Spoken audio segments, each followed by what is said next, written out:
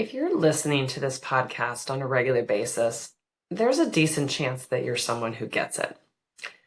You're a woman physician who listens along and nods and says, yep, that's it. That's exactly what I've been thinking and struggling with. And yeah, that's me. Many of us have tried to apply things we've learned in podcasts. We've reflected, and I bet you've done that too. You've made small shifts. And yet something still isn't quite moving the way that you want it to. I want to stop right here. And I want to tell you that you aren't doing anything wrong. Hear me when I say this. You are not doing anything wrong. What's going on here most of the time is that we are trying to do work that is not meant to be done in isolation. We are not meant to carry these things on our own. Nothing has gone wrong. When we are trying to build better lives, whatever that looks like for you, whether it's getting out of burnout, whether it's trying to build healthy habits, we aren't meant to do that alone, snuck in between patient visits and portal messages and, waiting for the kids to go to bed. Today, I want to talk about what actually happens when women physicians come together in community and stop trying to do all this work on their own. We can't grow nearly as well as we want to in private. We just can't. But if we come together and instead allow ourselves to be supported inside a community that's designed for us, we actually get to do the work that we want to do and build the better lives that we want. Now, you may know this already, but I'm a practicing physician and I work with women physicians who are thoughtful, insightful, and they are deeply committed to their work. People want to be practicing medicine, and yet they feel like they're drowning in it. But they show up. They are working on it. They read, they listen, they reflect, right? They're trying to do all the right things to make their own lives better as they're holding the weight of the world and their families and their patients. Most of them show up to coaching and say some version of, yeah, I understand this intellectually. Like, I get it in my head, but I can't actually seem to sustain the change. Again, nothing has gone wrong here. This is not a motivation problem. It's not an understanding problem. It's, quite frankly, not a discipline problem like everybody thinks it is. It is a context problem. And we really have to get clear on that in order to make progress. Again, nothing has gone wrong. Medicine trains us to be self-contained and self-directed. Right? We are meant to know what to do, how to do it on our own. We are meant to handle things quietly, to assume that if something isn't changing, if something isn't improving, the answer is usually to push harder or to be more disciplined. I mean, think back to your medical training and tell me that that doesn't feel true. We were meant to think that if something's going wrong, it's us. We don't have the knowledge, we don't have the skills, we're just not working hard enough. But the things that we're actually talking about here on this podcast, things like boundaries and presence and self-kindness and effectiveness, those don't actually grow all that well in isolation, right? We need to do this work together. So I'm going to share 3 things with you that I found to be really important. And point number 1 is that community changes what feels possible for you in your life. When you see yourself reflected, it loosens up shame and rigidity that we are often getting stuck in. That sense of, I should know how to do this by now. Why can't I do this right? I have to do it just right this way. When you hear someone else name your thought out loud, when you realize that your struggle is patterned and not personal, right? These things matter. because you no longer feel like you're a quiet, miserable failure on your own. You stop wasting energy on self-judgment and instead try and help figure out what is getting in my way and how can I approach things differently? How can I take the small steps that I need to and have the support alongside? There is something that is profoundly regulating about being in a room, whether that's virtual or in person, where you don't have to explain why what you're working on is hard. People understand, right? Imagine people knowing how hard it is to write 20, 30 notes a day, right? It matters. Community doesn't fix us, it normalizes us. And when we can be in that place where we understand that we are not broken, we are not dumb, we are not ineffectual, change becomes less about effort and it just becomes more clear and more honest. It really matters. When you're not busy defending yourself internally, we get to be more creative about how do we solve this problem. When I'm working with someone, it's so crazy when she's describing what she's feeling. She's describing how her day goes. And I get to hear it and think about, what is she not able to see? And reflect back to her. And then we find a solution. It's amazing how well that can flow. And yet we get so stuck in thinking, I have to do this on my own. We can see options that we literally couldn't see before because we are just so stuck in our experience. That's normal. And yet, again, we have this context of feeling like, no, it's a me problem. Point number 2 is that external accountability is not about pressure. It's about support. People often struggle with holding themselves accountable because we come from this place of feeling like accountability is, all about hustle. It's all about working ourselves harder. And we have had a lot of that in our lives, right? We've been driven by other people, and then we learned how to drive ourselves like a taskmaster. Accountability is not about someone checking up on you. It's about being witnessed. It interrupts that pattern that we get into where it's like, oh, I'll get to this eventually, right? We want to interrupt that loop. We want to realize, no, we're in it right now. This is the chance to practice. This is the chance to actually practice the thing that I'm working on. I'm going to practice the discomfort of actually leaving somebody waiting while I spend 2 minutes closing the note. Most of the women that I work with, they don't need more pressure in their lives. They have plenty of pressure in their lives, right? But what they need is some external structure that holds their intentions with them, right? When their energy is drained, they know that the group and the structure is helping to support them, even when their energy just feels like it's in the toilet. When you say out loud, this is what I'm working on, and someone else can hold that with you and remembers it with you, it makes such a difference, right? It changes things. When we can celebrate together that you closed your notes or, you went on a walk at lunch, right? Or you drank water and then you didn't have a headache in the afternoon, that makes a huge difference, right? This is why people make changes like adjusting their FTE or closing their notes more consistently, or finally protecting their time for their bodies, right? For families, right? Choosing to do what they do in their time because they're no longer drowning. Not because someone told them to, but because the space supported it, helped them to see how important and meaningful it was to them in their own lives, and helped to create this structure that helps them to get what they want. All right, let's come to point number 3. Self-kindness grows faster in relationship.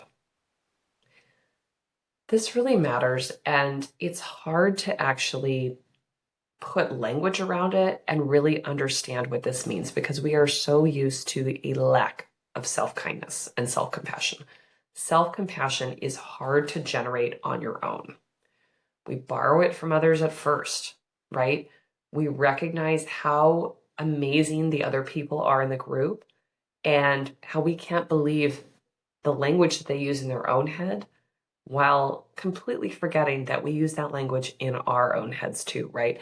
They're looking at us and seeing the amazing things in us, and we are looking at them and seeing the amazing things in them. And from that place, we start to see how we've been ignoring our own magic, right?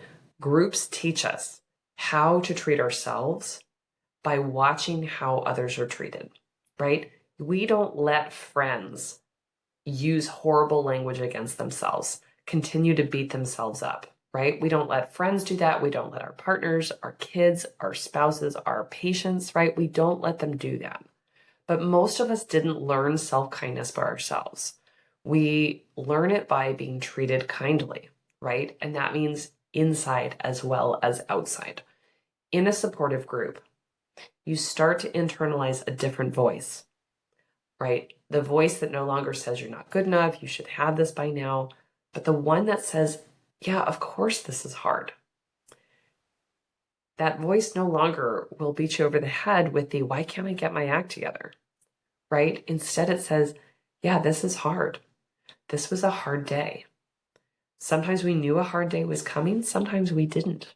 But if we can step back and say, yeah, that was hard. It makes sense that you feel this way, right? That voice, that new voice that speaks to us kindly, like that's the one that actually helps us to create and sustain change. And we've been missing that. Imagine if you didn't have to do your growth in secret, right? You didn't have to do this on your own. You didn't have to decide, what am I going to work on? And keep it to yourself because you don't want to say anything in case you botch it up, right? Imagine if the part of you that is so tired didn't have to argue with the part of you that knows better because you weren't carrying it alone, right? You want to close your charts. You try and work on it. Some things help, some things don't. You don't nail it right away. You still made progress, but you can't see that and you can't celebrate that because you don't have that self-kindness language yet. But imagine having a place where your intelligence is assumed. We know how smart and brilliant you are. We just know. A place where your exhaustion makes perfect sense to us. We don't question why you haven't done things yet. We understand. And a place where your humanity is not treated as a problem to solve. Imagine being in a container where you are surrounded by other brilliant women physicians who are also struggling but trying to put the pieces together. And, it becomes this environment where everybody gets to share ideas, everybody gets to say out loud and be witnessed and witness the other humans who are trying to work on improving their lives, right? What is that like to be in that kind of a group? I'm going to tell you, it's magic. I have been in these groups as a participant. I have led these groups as a leader. I can't tell you all of the benefits. It's funny, my business coaching group, we talk a lot about marketing. And I continue to feel that marketing is not my strong suit. I don't know if that's ever going to change, and that's not really the point. It is hard for me to put into words the difference it makes in someone's lives when they are feeling, I'm just going to say self-efficacious and self-kindness, right? When you know that you have made your day better because you no longer have 20 charts open at the end of the day, and you're no longer drowning in this inbox that feels impossible and trying to do everything for everyone and not knowing how to set boundaries and trying to exercise or spend more time with your kids, and you feel like you just can't make any progress. When you come into a container like this, when you come into a group space where people are very aware of the very real challenges that you face because they're having them too. They may not have your exact challenges, but they know what you're talking about because they are struggling with their own things that have a similar flavor. We are all working in this broken healthcare system, and we may see different parts of it. Some of us work in big systems. Some of us work in small clinics. Some of us work only in the hospital. Some of us take insurance, some of us don't, right? We are all dealing with different structures, and yet the themes and flavors of the challenges that we present are all so similar. We have learned to work without boundaries. We have learned to put everyone else before ourselves. We have learned to ignore our bladders, our need for sleep and healthy food and movement in order to do the work that we've done. We cannot sustain the life where there is no space for us. And the answer is a little bit different of where do we start for each human. But when we have a safe container to work in, where we have a space where other brilliant women physicians who are struggling with the same things can show up, can share what they're working on, can share the thoughts that get in the way or the other, external obstacles that are keeping them stuck, we get to problem solve together. We get to train that voice of self-kindness to come in a different way so that it can help to promote the changes that we're seeking in our lives. This is the magic that I'm talking about. And my friends, I want to open this invitation. If you've been listening for a while, you've known that we've had groups before. The last group was in 2025. It was called Unbound. In 2026, we are opening the practice. The practice is a space for women physicians to come in. We do the work in 3-month segments. That's intentional. It's designed for people to come in and work for the period of time that they want, but to have ability to come in and to go in a way that connects with real life, because life moves in seasons. Inside the practice, here's what you're going to find. Every month, we're going to come together twice a month to have some kind of a themed session where we really focus and tackle something that we're struggling with. That might be work around charting our inbox. It might be work on setting boundaries. It might be creating space for ourselves in, our life outside of medicine. We're going to do that twice a month. We're also going to have some free sessions called office hours where we can show up. There's no fixed agenda, but that space is just for us to problem solve together. We're going to reflect on the progress we've made. We're going to overcome obstacles. We are going to figure out what do we need in this moment.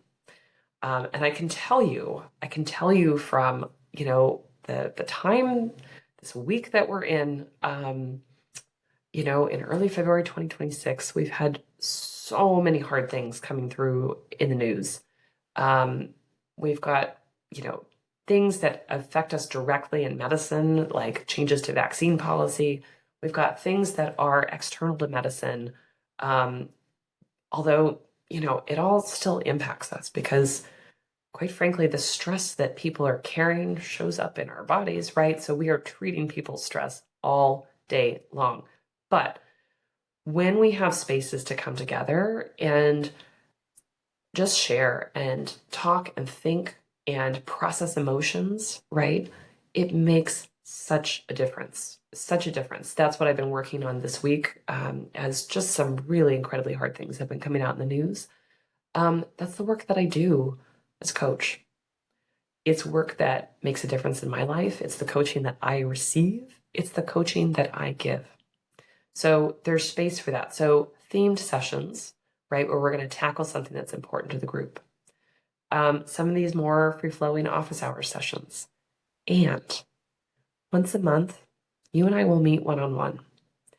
We will meet one-on-one for some direct coaching. Now, some months you might choose to process difficult emotions with me. Some months you might say, yeah, I'm working and, we had this session that we were talking about charting and like, here's where I'm at. And I need some more help in figuring out these obstacles, right? Then we're going to coach on that. That space is just for you. It is a space for you to show up with me once a month. And we have the time and the space to work on what is important to you. I'm really excited about this program. So again, this is called The Practice, and we are enrolling now. So it is February 2026. Our first session is going to be February 16th, which is Sunday, 4 to 5:30 Pacific time. It's going to be 7 to 8:30 if you're on the East Coast, right? You figure it out if you're somewhere in the middle. February sessions are bonus sessions because there's a lot of things going on. I was going to start on February 8th, but it is Super Bowl Sunday, and I have to pretend like I don't have to pretend I care about it. I am going to go to a party, like many of you, on Super Bowl Sunday, and I don't know, I guess watch the Super Bowl. I should care about this, sort of, because the Seahawks are playing, and I'm a lifelong Seattleite. I don't really care. By the time you hear this, we'll know whether we won or lost, and I don't really care. But anyway, I didn't want to start on Super Bowl Sunday because that might matter to some people, and it might get in the way of you being able to show up and spend time with me. So, long story short, our actual months are March, April, May, but we are starting early in February so that we can, come into the container, come into the group, start to get to know each other, start to, identify what themes are important to us. So we start doing the work, and we're ready to go. So if that sounds appealing, if you're like, yes, I've been waiting for a space like this, and you're a woman physician, you're going to find the link in the show notes. If you're already on my email list, you will have also gotten emails about this. If you are a woman physician who is not on my email list, you definitely want to get on there. That's where you learn about these opportunities. That's where you get a weekly email from me where we kind of connect the dots with everything else that's going on in the podcast, right? So adult learners, we like to learn in multiple ways, and we like to see things more than once in order to really let it settle into our bodies, right? We get more of that when we engage in something like the practice. But if you just want to start with the email list, you just head over to my website, which is www.healthierforgood.com. My friends, I'm so excited to bring this work to you. I can't wait for you to sign up. I can't wait to begin doing this work together.